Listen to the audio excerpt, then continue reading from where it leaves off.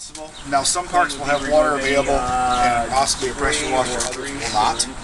Okay, so any wood that's in question that is bad, I think the one bench over there is actually missing a board. Okay, that board will be replaced. Okay, there'll be any rotted wood will be removed and bolted down here and it'll be replaced. Some of the wood is still sound. Okay, we need to talk about that. What we always try to do when we're surface prepping is we want three things. We want clean, we want dull, and we want dry. Okay? Now the weather is obviously within the last 24 hours is affecting the dry part of it, and not only that, we're in fairly high humidity. So we'll have to, you know, maybe it'll have to be a little flexible with wood because it does have to be dry, or everything will just peel right back off.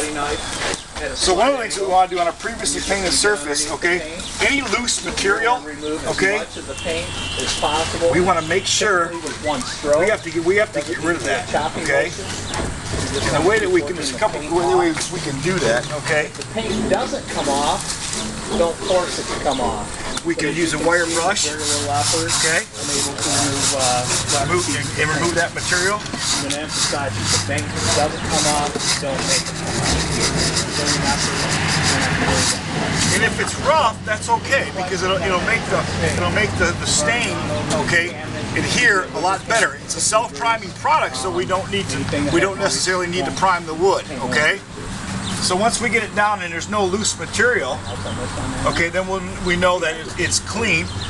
Is there's no paint on it, or this paint is not real shiny.